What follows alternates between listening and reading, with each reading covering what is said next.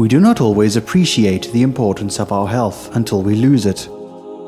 When we are told that nothing can be done to heal us, no matter how much money we have, everything that seems so important before now starts to lose its value.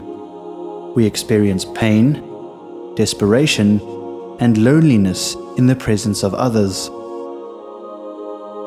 Then we acknowledge that healing is a gift that goes beyond medicine, that there are other options out there that may help us, and that there is a higher power that controls the distribution of this gift.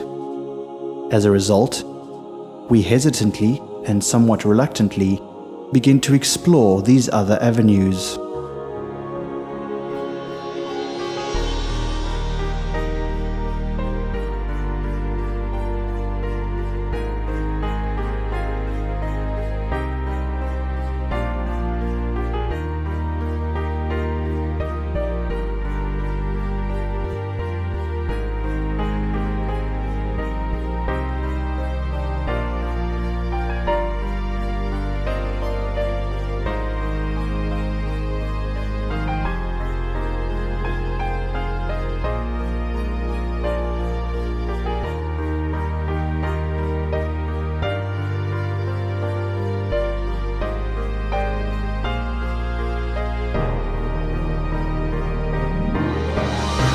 To our great surprise, we discover the secrets of the universe through alternative medicine.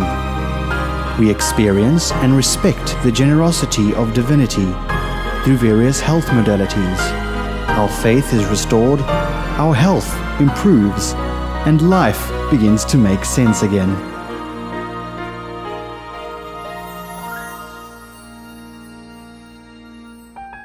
Health is a basic human right.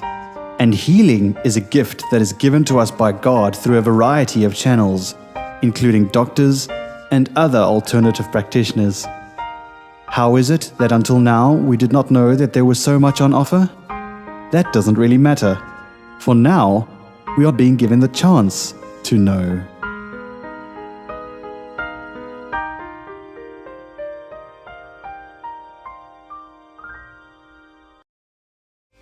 Health Haven is a clinic that is in its own league. They stand out in their ability to detect illnesses which have defied the best practitioners in the field of health. They also offer treatment programs that yield phenomenal results. Because of the confidence they have in their healing gift and abilities, they have decided to do the unthinkable. They randomly select one ill person once a month from the entries of their competition and diagnose and treat the winner free of charge to the value of 20,000 Rand.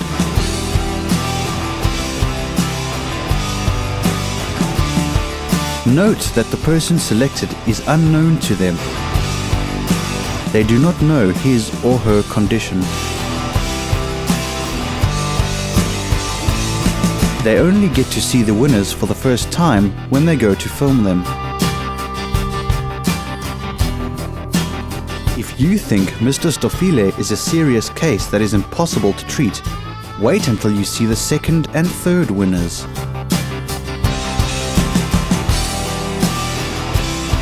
What gives Health Haven such guts? How do you restore the health of people like these, where doctors have thrown in the towel, unless you know your story?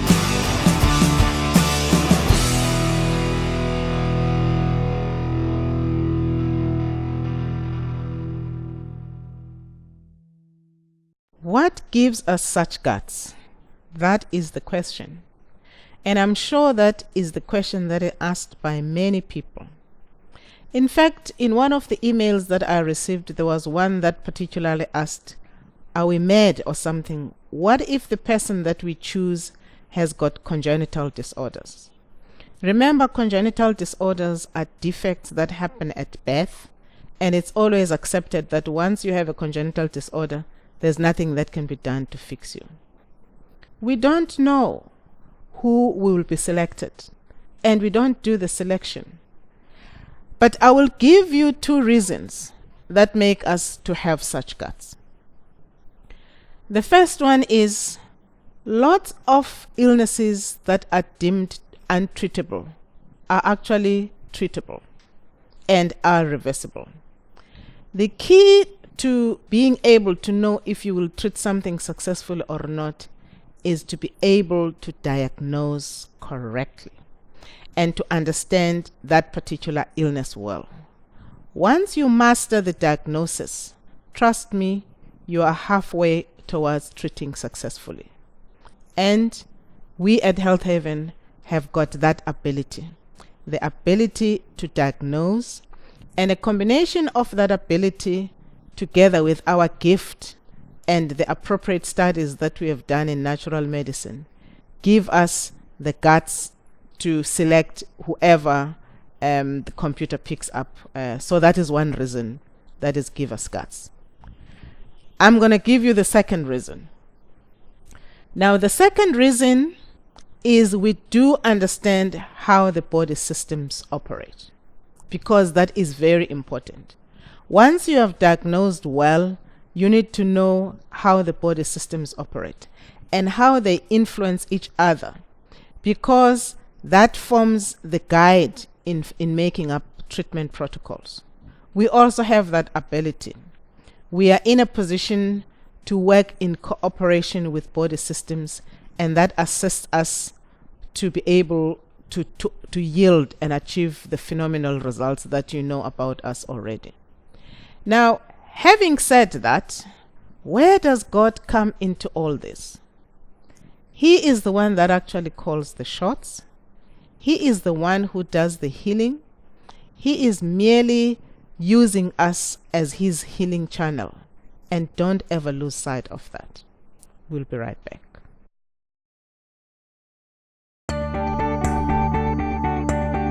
Health Haven has taken the health industry by storm.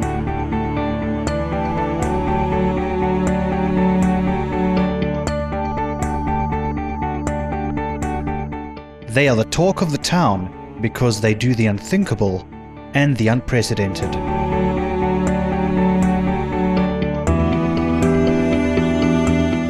How do you take someone in Mr. Stofile's condition who has been in this position for years, someone who is completely disabled, and promise to get him well again?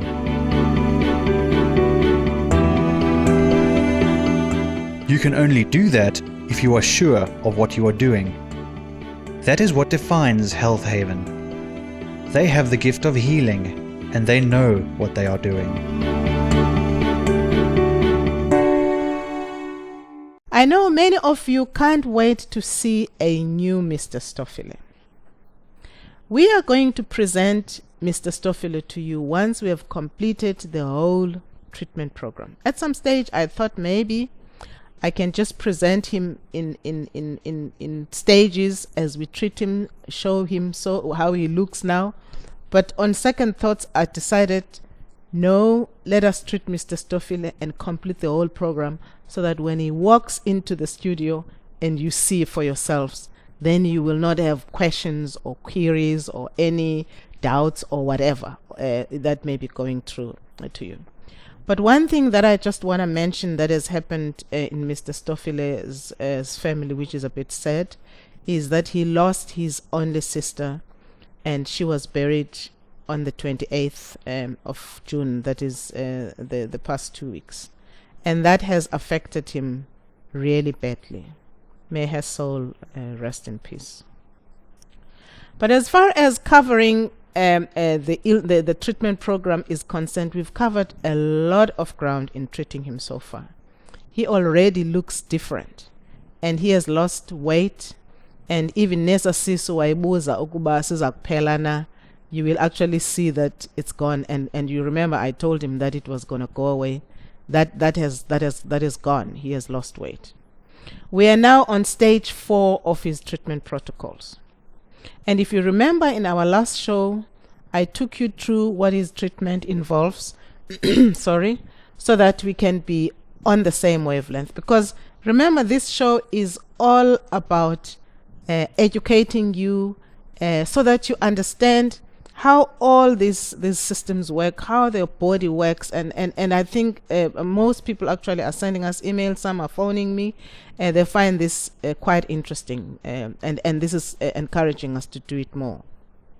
Now, just to remind you, the reason why Mr. Stofile cannot walk is not because of the arthritis, or of the gout rather, as the doctors so diagnosed him in the past. In our diagnosis, he does not have gout, but he's got what is called rheumatoid arthritis. But it is not rheumatoid arthritis that is causing him not to have the balance, that is causing him to depend on his crutches.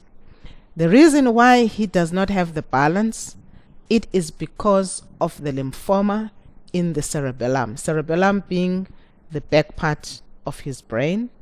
And the second thing, it is because of the scoliosis in his spinal cord. Those are the two reasons that are making him not to be in a position to walk. And in stage 4, we are continuing with treating those two areas. But the second part of stage 4 intensifies in the iron drainage from all the affected organs, because remember, that was the other thing that we diagnosed him, that is actually iron overloaded. And if you can still remember, I told you that the iron deposits are occurring in the liver. Remember, it's the liver that's absorbing and storing iron, but the liver is affecting, that iron overload is affecting not only the liver, is affecting the pancreas. If you remember, I told you that he is diabetic, type 1 diabetes. It's affecting his heart. I told you that he's got arrhythmia, which is why he was saying his heart pumps very hard in some cases, that you would even think that it's going to come out through the mouth. And there are also heavy deposits in his joints.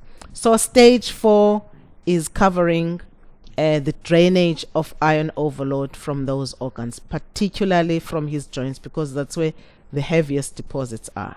So I'm going to take you through stage 4 so that you can also follow how far we are in our treatment program. That I will do after the break.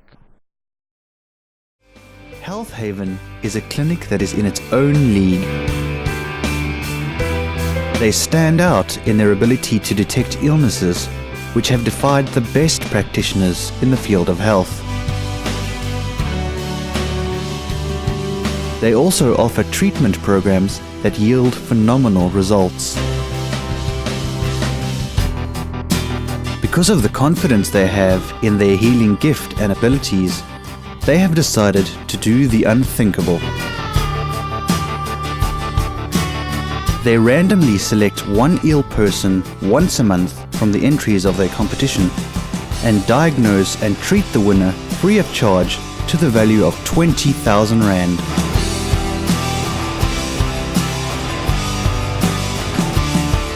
Note that the person selected is unknown to them. They do not know his or her condition. They only get to see the winners for the first time when they go to film them. If you think Mr. Stofile is a serious case that is impossible to treat, wait until you see the second and third winners.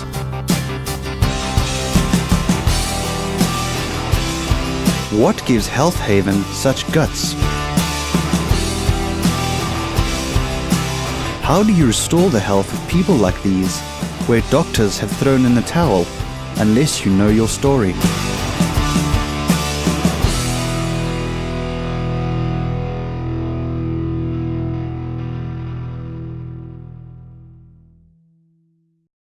Remember, the stage 4 involves a lot of iron drainage from the 4 organs, from the liver, from the pancreas, from the heart, and from the joints.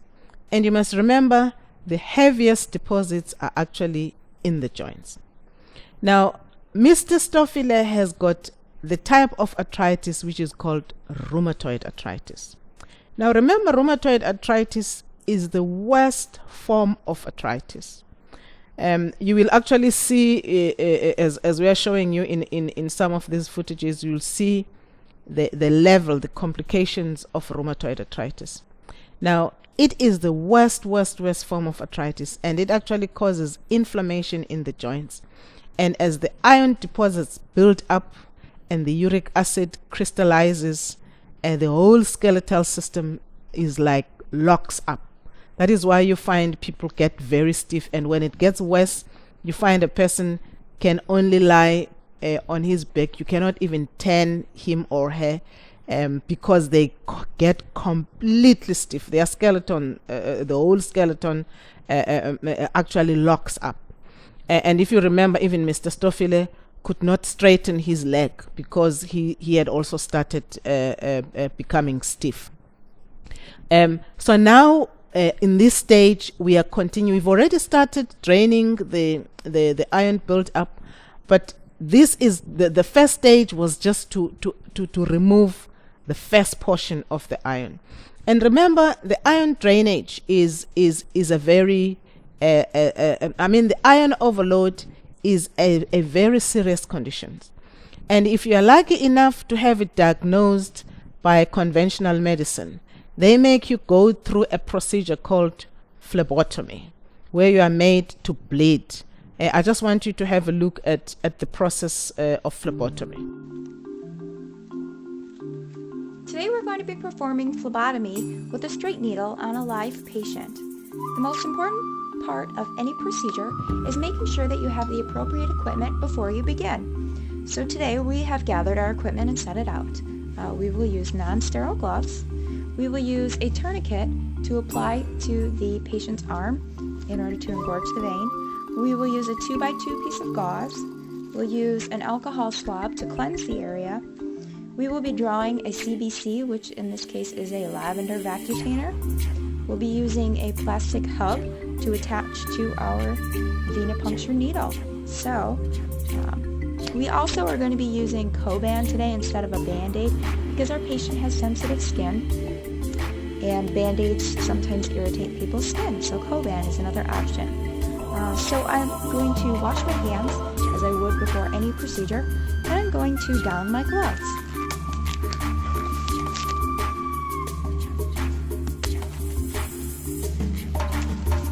I am actually going to connect the needle to the hub before we begin. You can see this attaches right here. It screws in.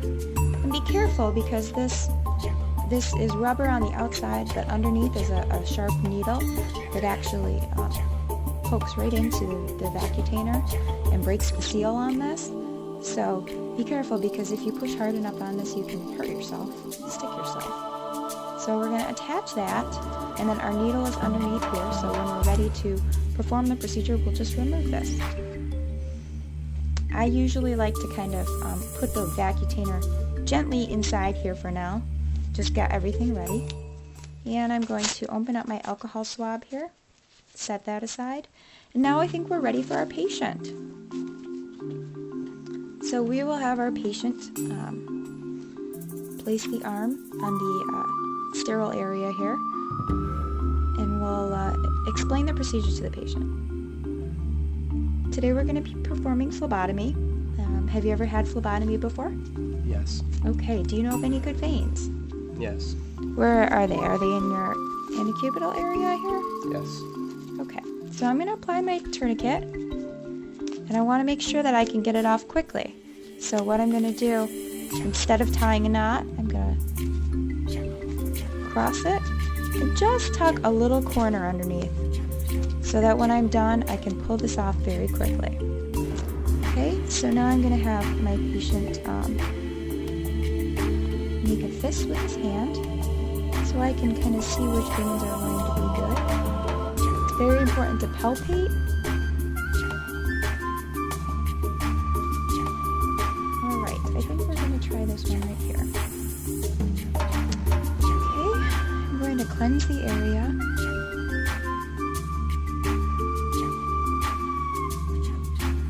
You can see I'm cleansing in a circular fashion.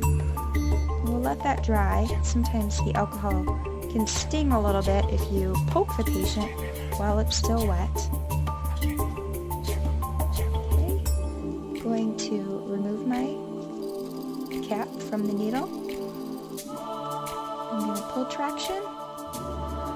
And we're going to begin the procedure. So you're going to feel a poke, okay?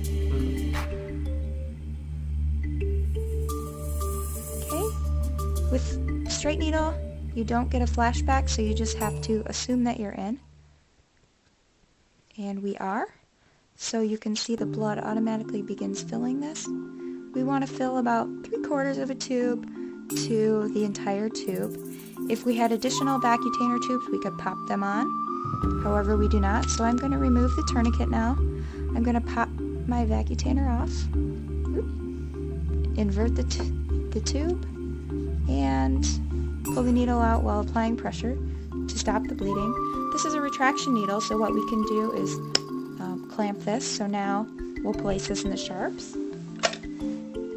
And I'm going to get my Coban ready, so I'm going to ask the patient to gently hold pressure for just a second. Okay, got a pre-cut piece here, so you can let go. Thank you very much. And I'm going to wrap this around. So Coban, if you've never used it before, it's kind of like an ace wrap, but it's a little bit sticky, so it sticks to itself without having to use any additional metal pieces or anything like that. Alright, so once you're done with the procedure, again, you want to invert your tube, label the blood, send it to the laboratory, and always clean up your area. Now, those people that go through that, or let me say that the conventional medicine make people go through that because the only way they can help you to get rid of iron build-up in your blood is by making you have that. They make you bleed.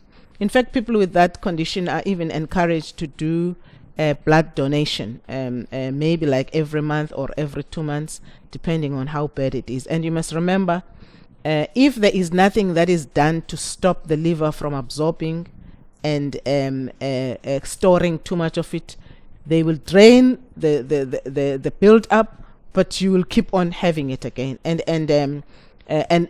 that's the process that you find people keep having until it gets to a stage where it is really very, very nasty. So, but in our case, we are in a position to do the process of eliminating or draining the iron build up through our treatment techniques, which don't involve any form of bloodletting. So in stage 3 and 4, this is part of the process that we had to follow for Mr. Stoffele. However, our technique is different.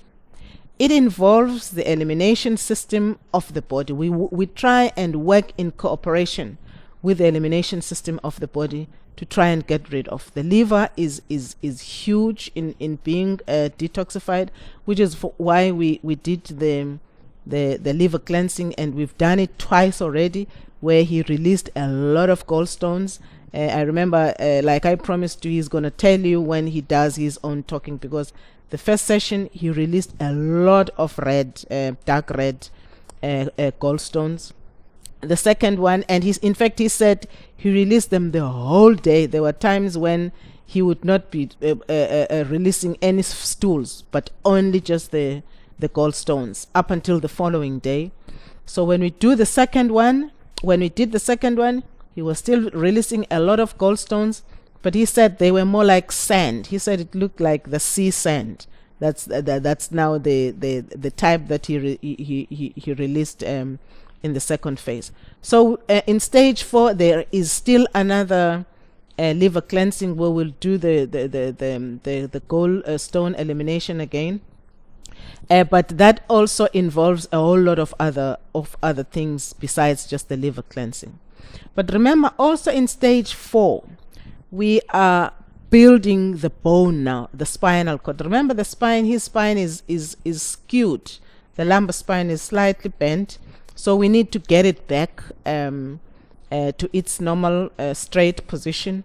And you must remember, people think when you have got a scoliosis, that is the end of it. It's not.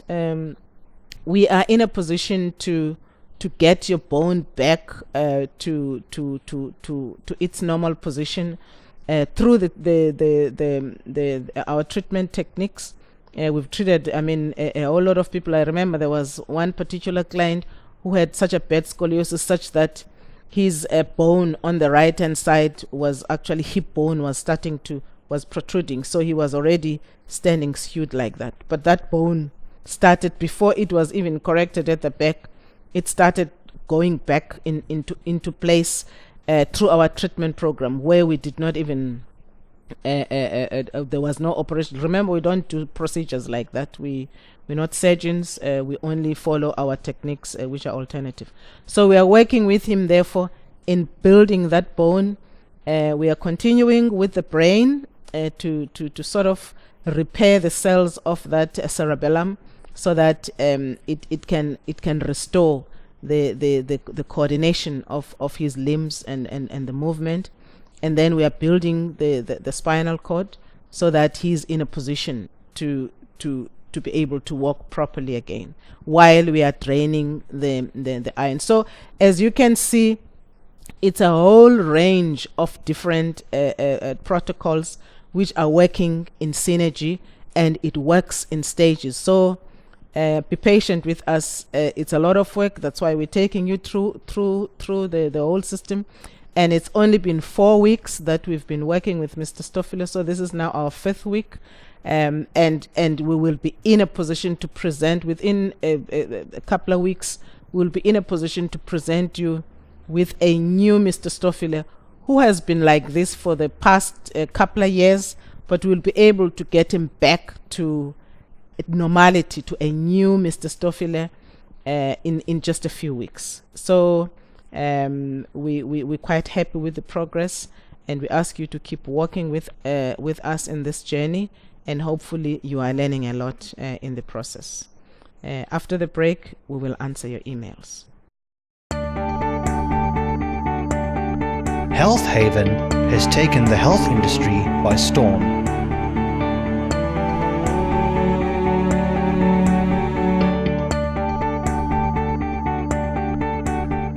They are the talk of the town because they do the unthinkable and the unprecedented.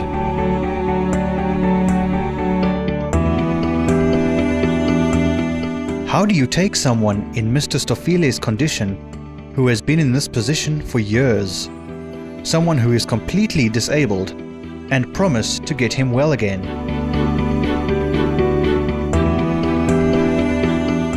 You can only do that if you are sure of what you are doing.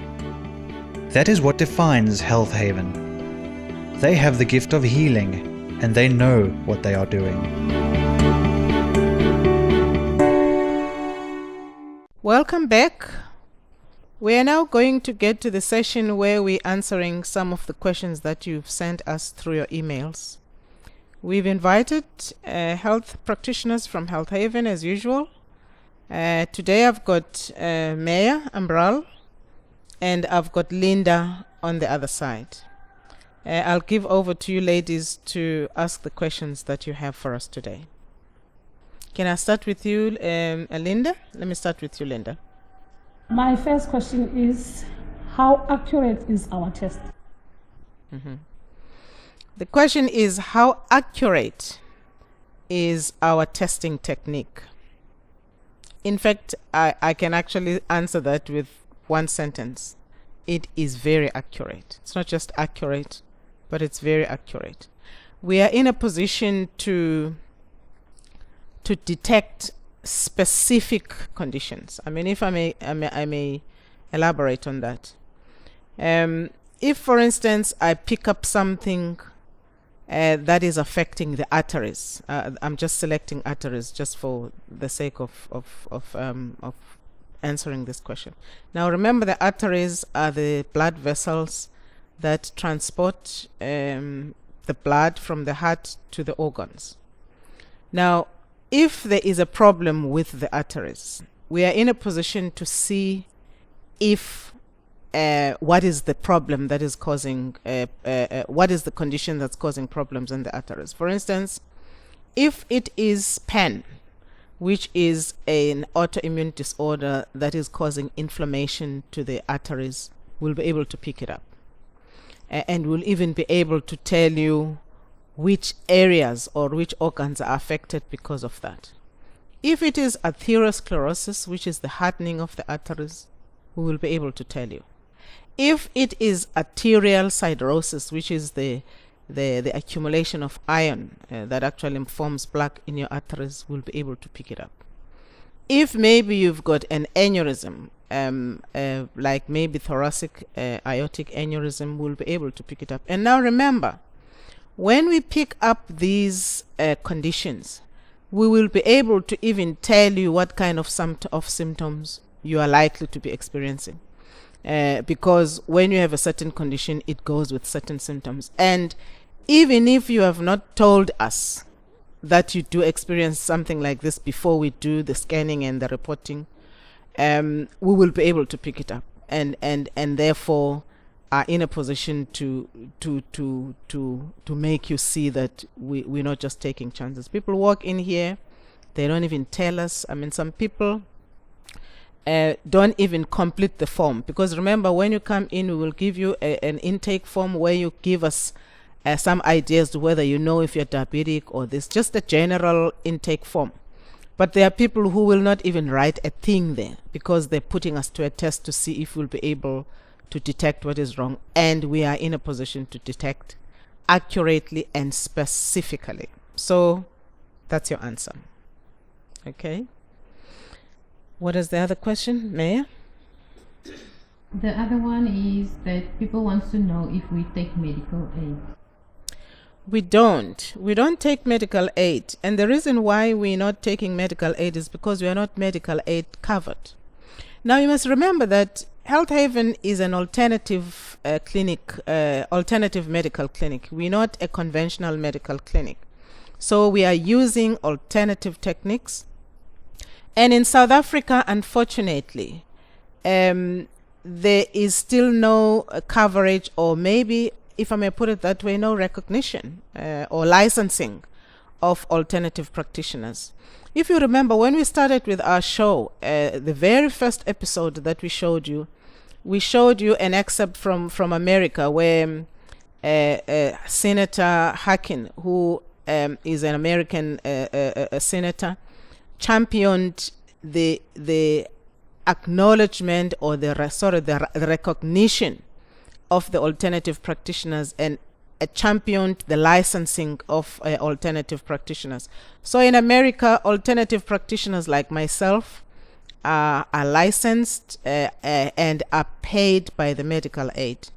But in South Africa, it's still a long way. You would have expected that a country like South Africa, which is partly third and partly first world, and with a whole lot of traditional cultures, you would have expected that we would be the first or will be the leaders in acknowledging alternative practitioners, but that is not the case. So far, you have to pay cash up until the department or whichever body is supposed to do the licensing decides to recognize the alternative practitioners. Okay. Your next question, Linda. I-question yami yesibini ithi xa kusithiwa u-fructose intolerant ingaba awuzobe uphinde ukwazi uyitya ifruit ubomi bakho bonke? Okay. There is a difference between fructose malabsorption and fructose intolerance. Now, when you are fructose intolerant, it means you have inherited a defective gene, chromosome number 9. That is the gene that carries the enzyme called aldolase enzyme. So when you have inherited that defective gene, you are therefore not in a position to convert fructose into glucose. Therefore, you are fructose intolerant. And fruit to you is deadly. If you eat fruit and you don't have aldolase enzyme, you are just messing up your liver, particularly if you don't have aldolase B, because aldolase B is stored in the liver. But even other aldolase types like aldolase A, which is stored in the muscle, like those people that end up developing lupus, you find that they are deficient on aldolase A, and aldolase C is stored in the brain. Those people that tend to have like multiple sclerosis, they are deficient on aldolase C. But if you are deficient of these enzymes, it means you are not in a position to convert fructose into glucose. And whenever you're taking fruit, you are just killing those organs, which is why you find those people tend to have autoimmune disorders that affect those areas or those organs, depending on which one you are deficient on.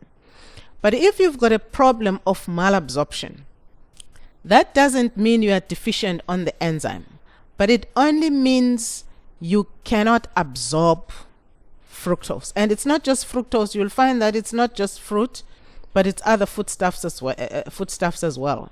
Like maybe you're gluten intolerant, you're lactose intolerant, but you must understand, once your villi, because remember the absorption happens in the small intestines, and in the small intestines there are particles there which are called villi and microvilli, which are part of the absorption system.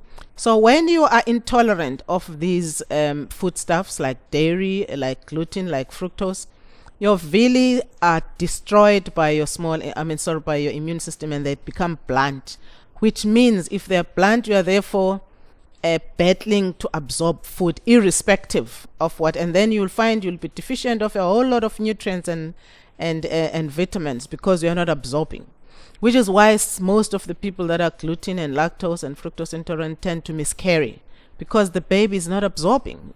I've had situations where a person says, I've miscarried maybe for 2, 3, 4 times, and the doctor, my gynecologist, cannot understand why my fetus is not growing, because you find a person is 3 months or 4 months, but the fetus looks like 2 weeks old, because that fetus is not getting the nutrients and the vitamins that you're supposed to be supplying to it, because you are not absorbing. So when you've got fructose, therefore malabsorption, you can always go back to taking fruit once your villi have started to grow, because remember they do regrow. So once they regrow, you can get back to having fruit again. So it's not a full. So malabsorption is not permanent, but intolerance is permanent. Okay. My next question is, I'm diagnosed with hypothyroidism. I do exercise, diet, but still cannot lose weight. Can you help me? Yes. Now understand, hypothyroidism, that means you've got an underactive thyroid.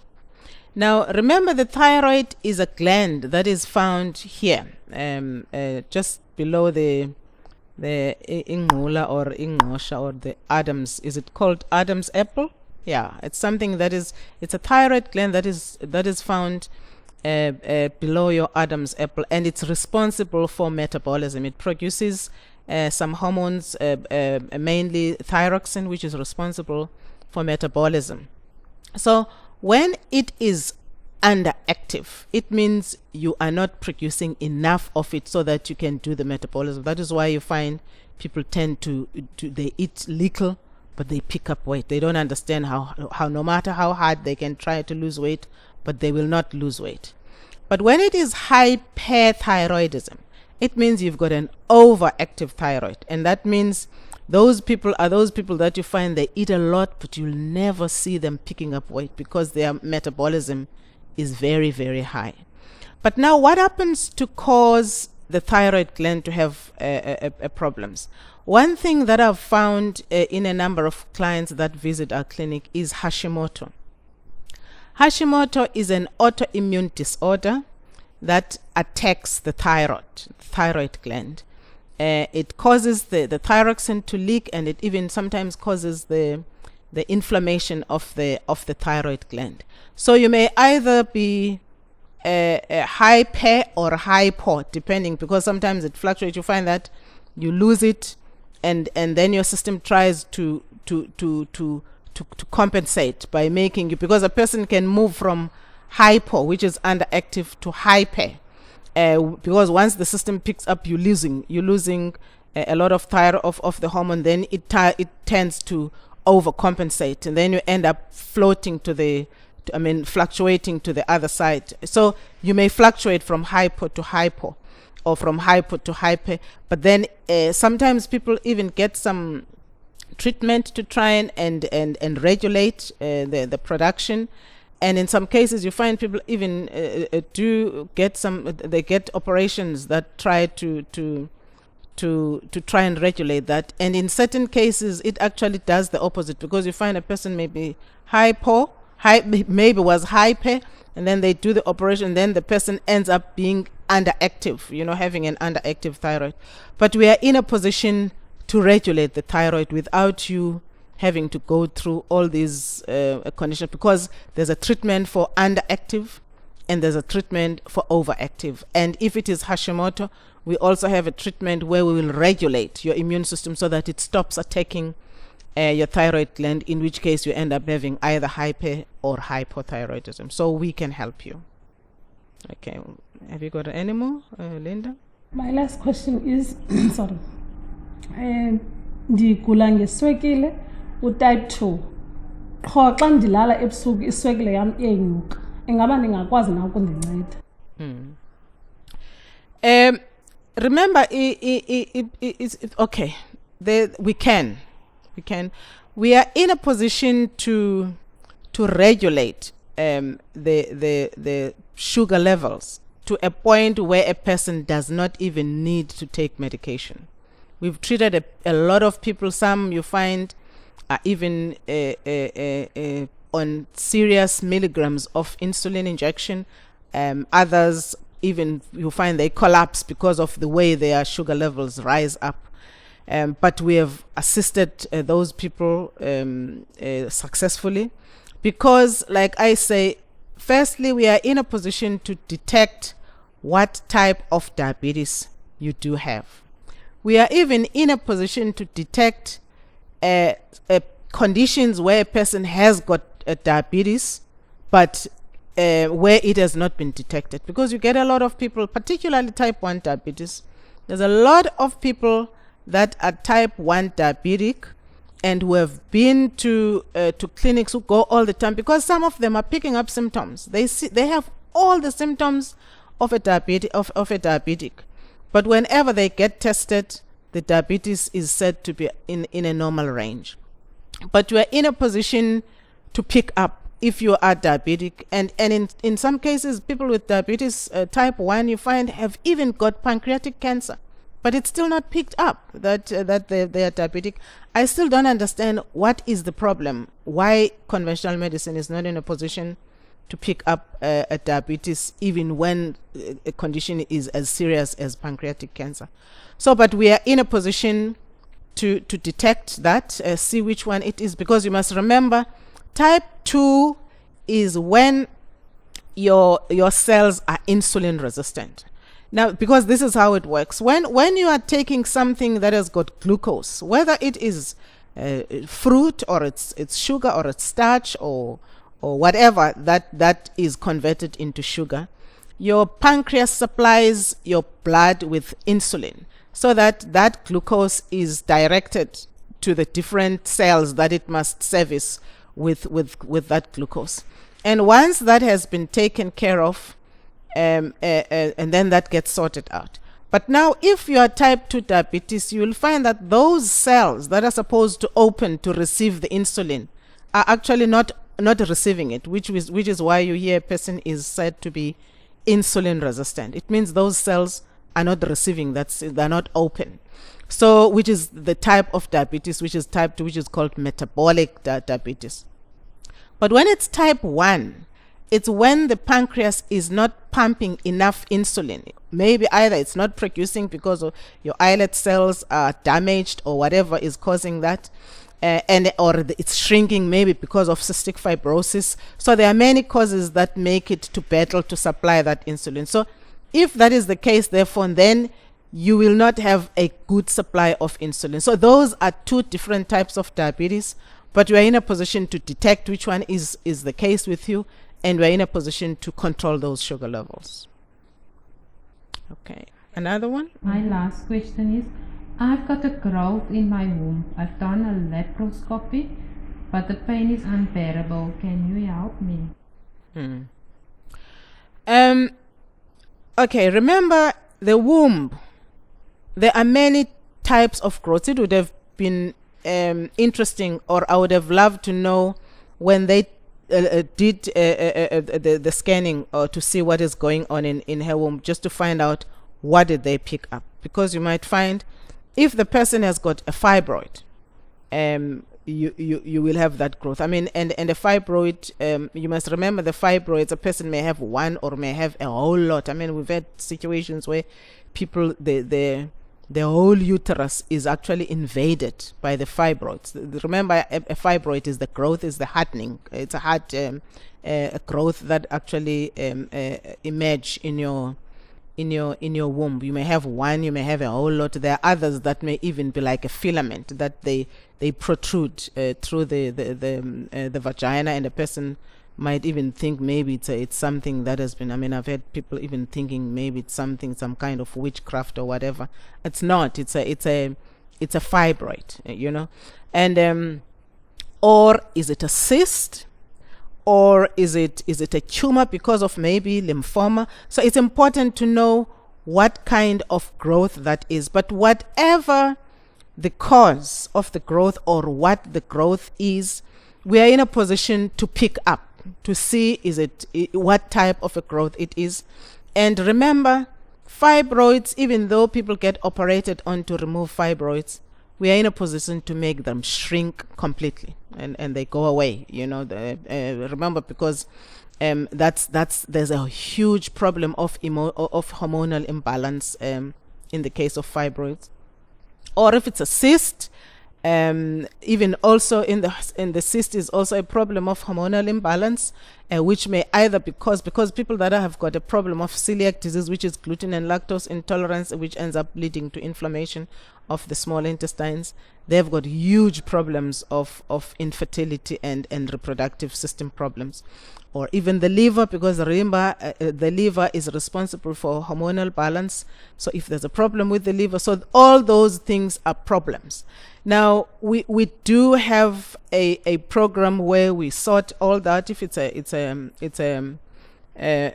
condition that we'll be able to tell you what is the problem. And I'm thinking in particular of one client of yours, Maya, the one who had bleeding. She was bleeding. When she came to us, she had been bleeding for about 23 days, and she had excruciating pain in her uterus. And the doctors had suggested that she must actually remove that womb. She had never conceived before, and she was not even looking forward to conceiving. She just wanted us to help take away the pain and stop the bleeding. But not only did we help her to stop the bleeding and take away the pain, but we actually made her conceive. So what I'm saying therefore is we can do much more than just getting rid of whatever that growth is, or you know, and take away the pain and so on and so on. Okay, is that the lot of the questions? Okay, thank you very much, viewers. Keep on sending those questions. Like I've said in the past, we will answer the few that we can, because remember, we've got limited time and we don't have time to answer them through the email. So this is the best we can do so far. So keep sending them. We will select as much as we can, but hopefully this has been helpful, and thank you. Health Haven is a clinic that is in its own league. They stand out in their ability to detect illnesses which have defied the best practitioners in the field of health. They also offer treatment programs that yield phenomenal results. Because of the confidence they have in their healing gift and abilities, they have decided to do the unthinkable. They randomly select one ill person once a month from the entries of their competition and diagnose and treat the winner free of charge to the value of 20,000 Rand.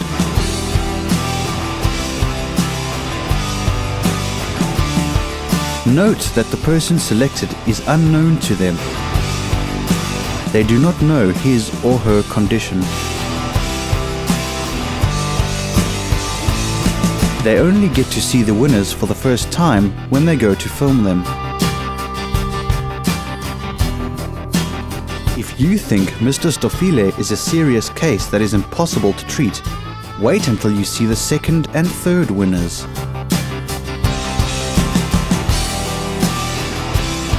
What gives Health Haven such guts?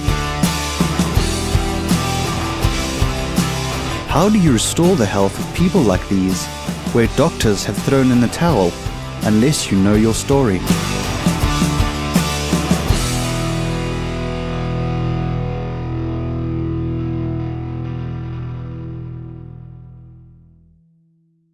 This now brings us to the end of our show. We hope you enjoy these sessions that we're spending with you, and keep watching. We will keep on surprising you, and I'm sure you'll be even more surprised when we present you with our second winner, that little 13-year-old girl, and with our third winner, a 42-year-old male. Thank you very much. Goodbye.